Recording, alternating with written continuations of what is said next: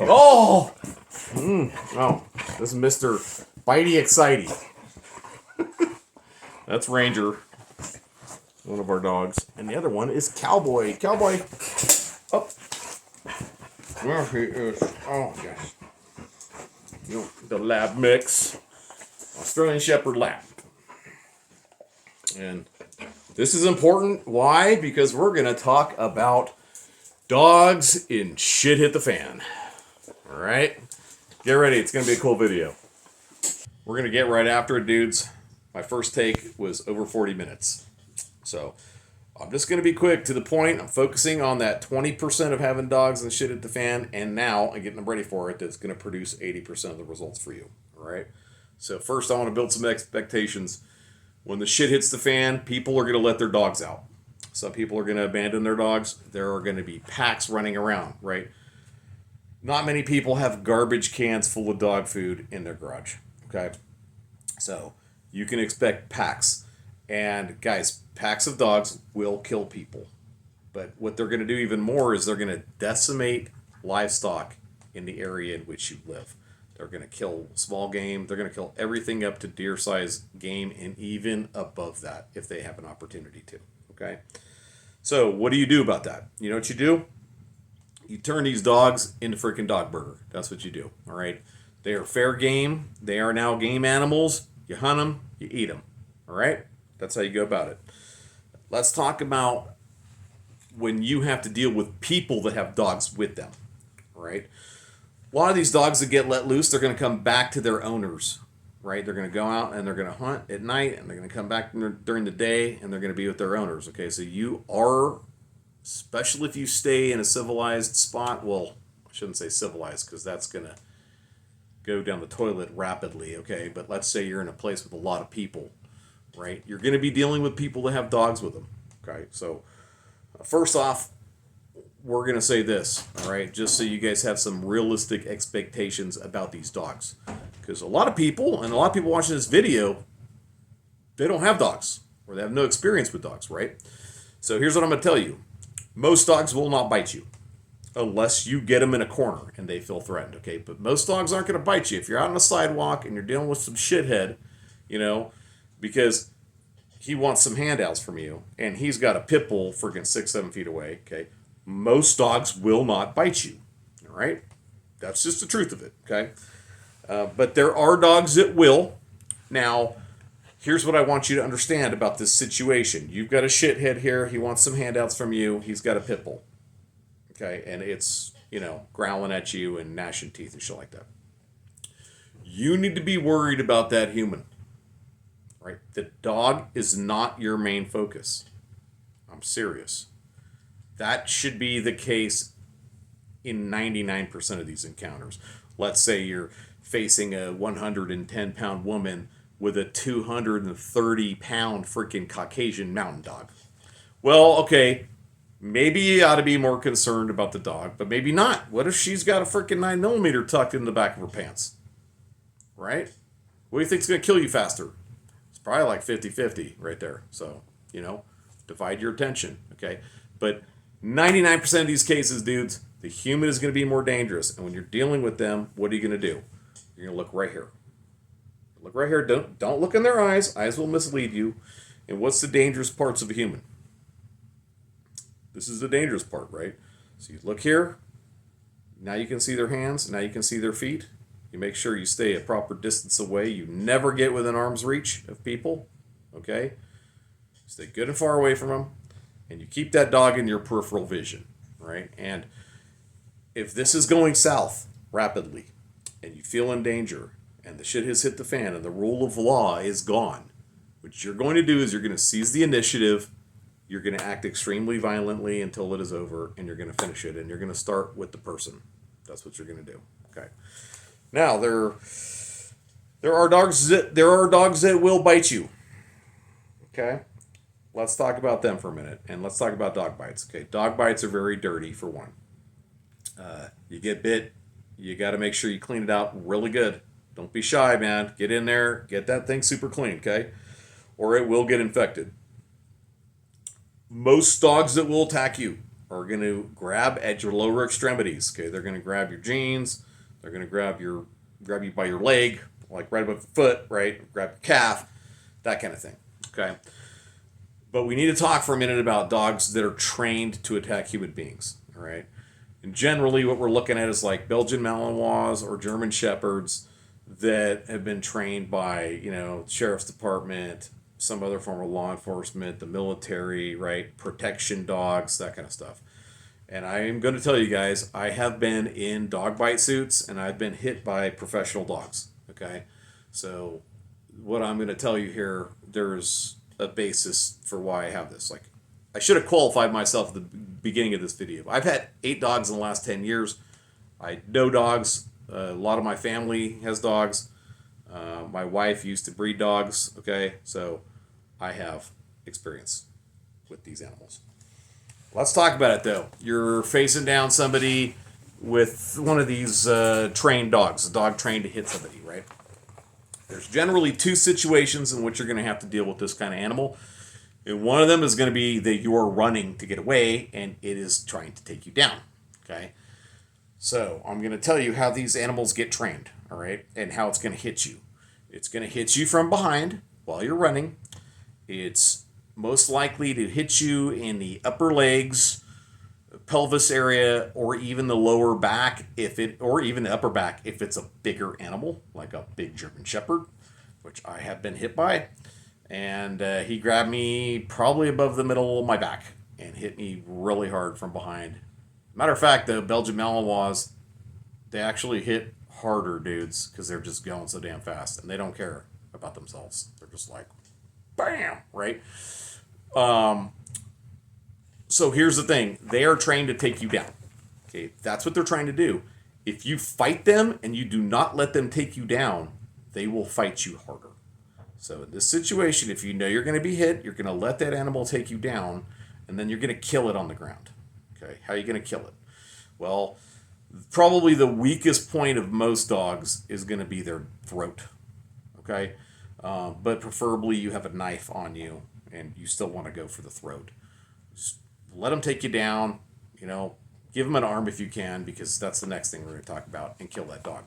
If you are facing this dog, and it is going after you, it's going to attack you, they are trained to go after your dangerous parts, meaning these, okay? They're going to go for your hands. That's what they're going to go for. They'll bite your hand, okay? Or they'll bite your freaking arm. And what you want to do, knowing this now, is you want to give them your off arm. Yes, you're going to get bit. Yes, it's going to freaking hurt, okay? Keep your freaking head in the game. Give that dog that arm, and then you kill it, all right? If you got real strong hands, you squeeze an esophagus hard enough, okay, you can kill a dog. If not, striking it in the esophagus enough will kill it. Whatever you got to do, all right? And hopefully you already dealt with the human in that situation, because if you didn't, now you're really screwed, right? You got a dog attacking you, you're whooping on that damn dog because you're doing what I told you, but they got an armed human nearby. Not good. All right, dudes, let's talk about your dog, okay? Now, obviously, you know your dog better than I know your dog.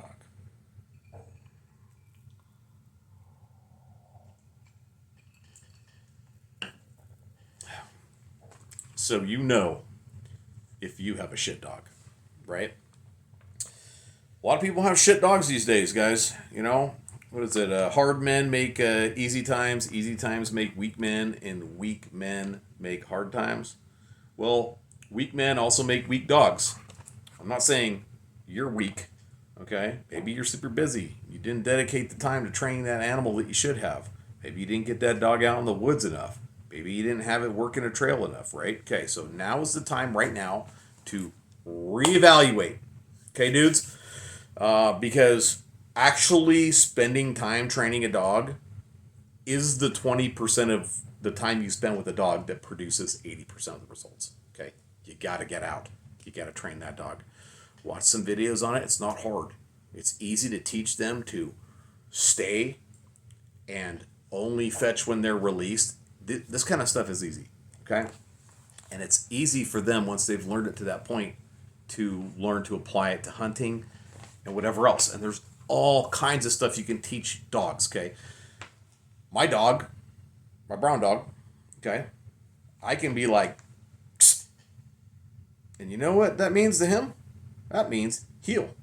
He will come right over and walk right next to me, all quiet. And he is a great, quiet trail dog. Okay? But you got to know what you got right now, guys. So I'd say evaluate it, think about it. In what way can your dog be a benefit to you in shit hit the fan? Right? Because that's really what it's all about. A lot of people are like, oh, my dogs are like my kids. They shouldn't be.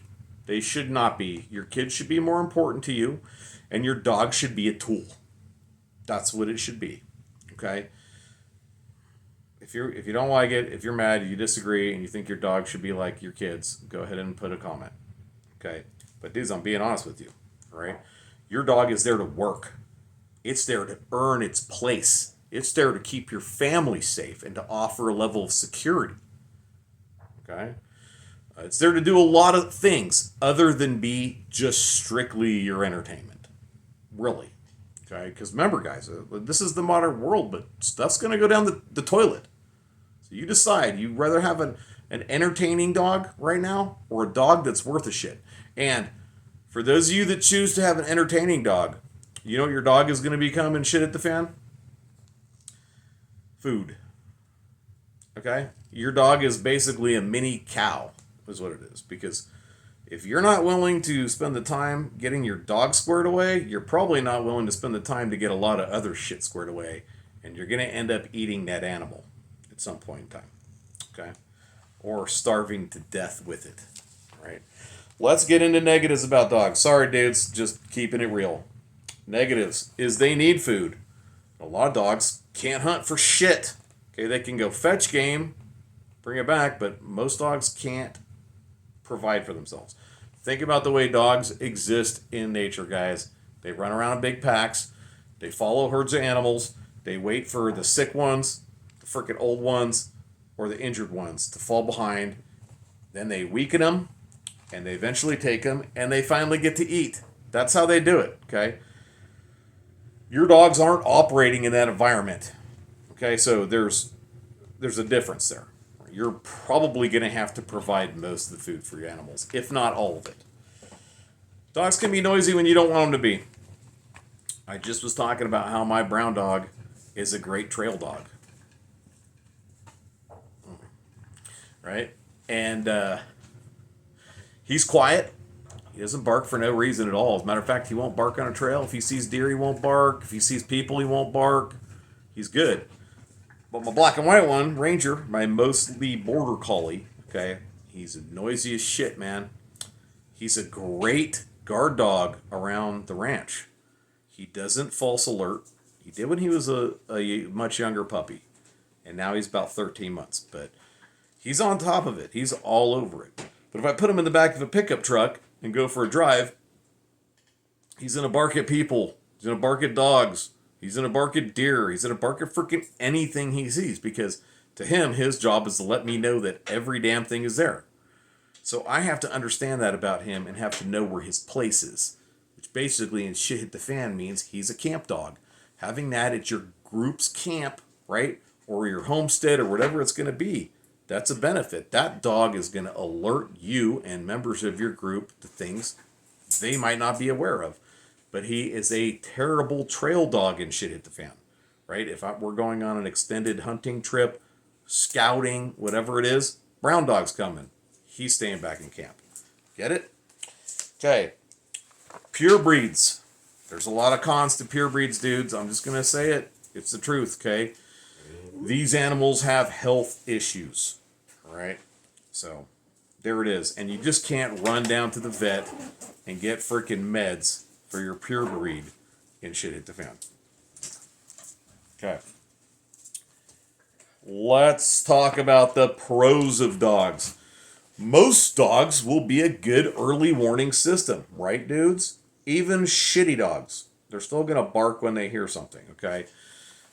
So that's definitely a benefit. It's just, the cost to benefit analysis, right? How much do you have to feed this dog that doesn't do anything but bark, right? Is it worth it? You're going to have to decide. Some dogs are much better than that, especially once you spend time with training, okay? Some dogs can hunt. Some dogs are great gun dogs. My brown dog, he's a great gun dog, man. If daddy's shooting, matter of fact, we had him on the road when he was young. And you should see the look on his face when I draw and cock a single action revolver. Oh boy, he's like, he freezes and he's like, he looks at me and then he looks where I'm like pointing. Serious, okay? He's all over. He's like, Dad's gonna shoot something over there. Sometimes I'll just keep him on his toes and just do it just to watch him because it's fucking cool. Okay. Tracking. Some dogs can track really well. He's one of them. Both my dogs have excellent noses, but this is the kind of stuff you got to get your dogs out and let them experience this stuff. Play games with them. Train them these things. Okay, guys? Dogs are also good at finding water. Way better than people. If we have a dog out on a trail, they're typically doing 6 times, 10 times as many miles as we're doing. They're out there in front of us. They're weaving back and forth, checking shit. More times than I can count on 2 hands, dudes. I've seen my dogs off somewhere and stopped and watched them, and they're drinking water. I would never have found that water if it weren't for those dogs, okay? And we all know how big that's going to be and shit hit the fan. And I should get on this real quick because I'm going to forget if I don't mention it now. You got to be watching your dogs. Right? I learned this years ago, and it hit me. And being a survivalist all the time in my life that I've been a survivalist, I was like, dude, dogs make me so much more alert and so much more effective if I'm just paying attention to them. They have better hearing, right? They have way better olfactory senses, okay? Some dogs can see really good as well. Some don't see that great. But my dogs can see stuff that's freaking over a half mile away. They'll see cars on a national forest road, okay? But pay attention to your dogs, guys. If you watch your dogs, you'll pick up on all their little clues that, like, they heard something, they saw something, whatever, And I think that's super important to do. Dogs are bullet magnets. Maybe not Chihuahuas, right? But if you have a decent-sized animal that can be somewhat threatening to people, I mean, shit, we're talking a 45-pound dog to a lot of people can be scary, okay? But they'll be a bullet magnet. And why is that a pro? That's because most people you're going to run into and shit at the fan haven't watched my freaking video. And when they're facing you, they're more concerned about that dog bite. They're worried about the dog more than they're worried about you. And you know what? That's a benefit to you. And that dog is doing its job. His job is to take a bullet instead of you if that's what needs to happen. Okay? Predators as well, right? Dogs are more likely to get hit by mountain lions, for example, before you. Rattlesnakes. Okay? I'll tell a quick story because I don't want to drag this video out super long. We were in Arizona. Cowboy, my brown dog, was it was a little over a year old. We were out there with some older friends of ours that were about 15 years older than us, and he went over into their camp to investigate something that was heading towards their trailer. It was a diamondback, and it hit him right on the face, and it bit him instead of one of them. But had he not been there, there's a very real chance that rattlesnake would have made it all the way up to the steps of their travel trailer, and one of them might have been bitten, and that could have been bad. Right, guys? So this is a dog's job, is to take that hit instead of you. All right? Dogs tend to be more protective of certain family members. And you know what?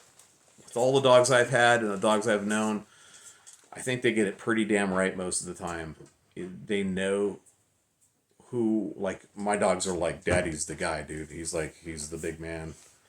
He's got it, But if they're with my wife and I'm not there, boy, they are protective of her. All right, so that's a blessing with dogs as well.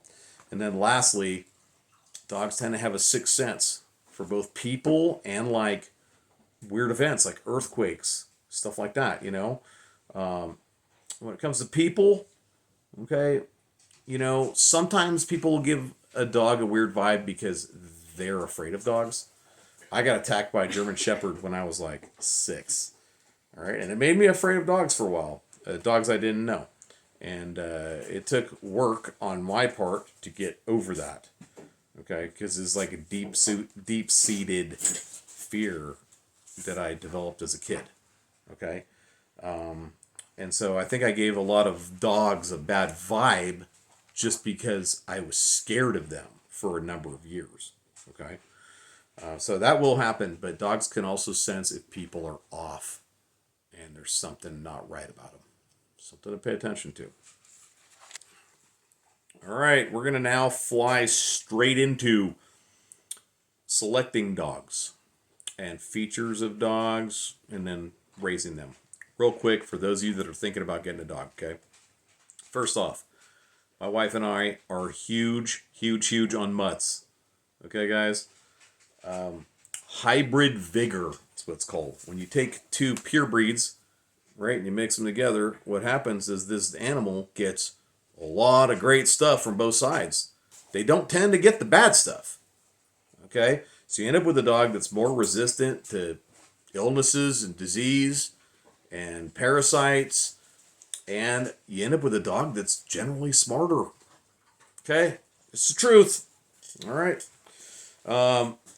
When selecting from breeds, when selecting mutts, okay, I feel that it is most favorable to actually be able to meet parents and to know what created that pup, right? So, for example, Brown Dog, we met his parents.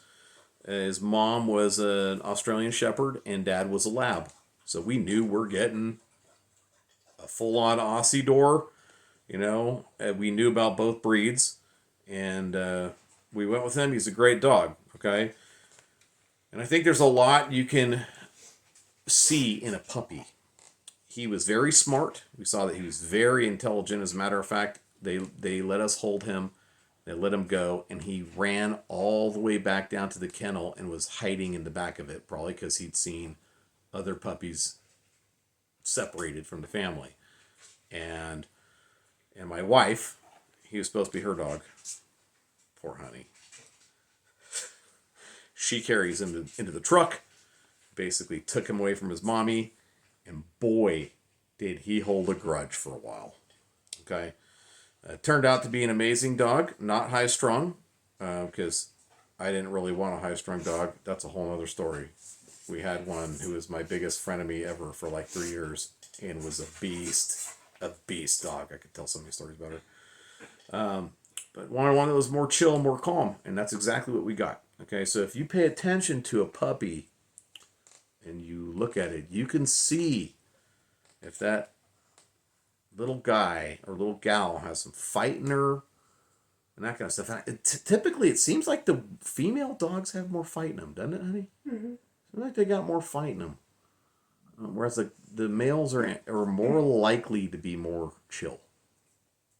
Just so you know. So, if you're selecting from breeds, I'm going to say go with hunting, working, or guard dog breeds that are mixed. All right? So, for example, again, Brown Dog, half Australian Shepherd, so half working dog, half Labrador, which is basically a hunting dog, gun dog. Okay?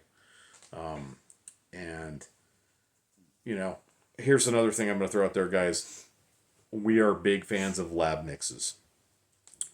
When you take a lab and you mix it with an intelligent working dog, okay, or something else, let's say like a Rhodesian Ridgeback or whatever, all right, what you end up with is a dog that still has the desire to please, like labs have, mixed with whatever else it is thrown in the pot. Okay? So half labs have been amazing for us. And just that's our favorite type of mutt if we're going to pick something. All right. So, guys, your geography matters when it comes to picking dogs. The last thing you want to do is pick a Caucasian mountain dog and you live in Arizona. That dog is going to live under your freaking AC. All right. And it would die and shit at the fan. It would just freaking be dehydrated. It'd cook in its own skin, right? Because they're big, furry dogs, right? So obviously, hotter climes, you want dogs with shorter fur, and the colder climates, you want dogs with a longer fur. Okay. High mate. And there's another end to that as well. Let's say you have like an Irish wolfhound, right? Do you want that dog deep up in the holler in freaking, South Carolina, right? No, that's a dog that's meant to run. It's a dog that's meant to catch game and kill it, right? You got to give a dog like that the space to run. You don't want to put them in some super dense ass, freaking holler, okay? High maintenance dogs are a no-go, dudes. Let's take schnauzers, for example. Dogs that got to be trimmed constantly. The fur and have issues, getting cattails stuck in them and infecting them and doing all that kind of stuff. You don't want to deal with that shit. Just cut them off the list, okay? Guys, you got to be willing to train a dog if you're going to get one. It's an investment in time, and you have to be willing to make that commitment if you're going to get the animal, right? Or you're just going to end up with some entertainment, and you're not going to be happy in the end. Shit's going to hit the fan, and this dog is more of a liability than it is an asset, and you don't want that. Another thing is you have to be honest with yourself and your skill level with dogs. There are difficult breeds that are hard to train, hard to deal with. All right. And then there are easy breeds. Go with an easy breed if you're not an experienced dog owner. Okay.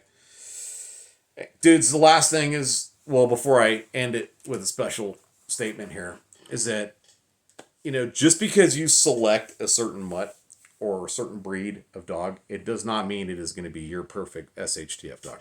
All right. They have their own personalities, just like kids.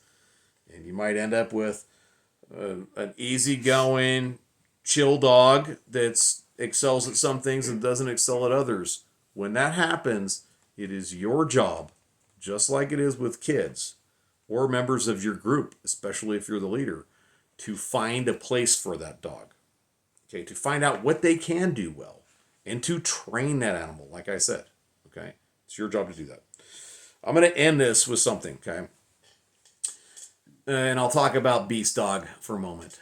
Atali was her name, right? The goddess of the hunt. She was half lab and half Springer Spaniel and was a total beast. She loved to fight. She loved to hunt. She loved to kill stuff. She would run off every chance she had against my wishes. And on a mountain, a remote area. And, she'd run off and I'd hear a gunshot. I'd be like, oh, she's dead. Nope. She'd come back. And not only did she come back, but she stole some shit from whoever it was that shot at her. And maybe they weren't shooting at her, but this happened far too many times to consider it coincidence. She'd steal horse leads, people's shoes off their porch, socks, anything she'd get her hands on. She also killed everything from skunks to buzzards to deer. Don't ask me how I know that. I am not for people just letting their dogs out and letting them kill deer. Like I said, it was against my wishes. But I want to shed a little bit of light on something, guys. Okay? Your government wants you to have a shitty dog. All right? They got all these rules, and they want you to have a shitty dependent dog, and they want you to be a shitty dependent human. That's what they want. Okay? A real dog is something else. Okay? You have to get your dog out. You got to get it away from the prying eyes of neighbors and freaking those do-getters, right? The people that want to follow every single rule and are going to narc you out. You got to get your dogs out and give them a chance to be dogs. And do that for them, especially at a young age if you can, all right? You're going to end up with an animal that is going to be far more of an asset in shit hit the fan than it is a liability. Okay, guys? That's it. I'm going to wrap it. It's a longer one, but hope you got a lot of good information out of it. Comments. Let's hit it. What kind of dogs you got? Can they hunt? You know, what are the skills? How are you investing in those animals to make sure that they're an asset for you? All right, dudes, hit it up. All the comments, man. Like, share, subscribe. Check out the description. Check out my Patreon link, guys. Go support the channel. All right, it's a lot more we can do with that support, okay? And that's it. I'll see you all in the next video.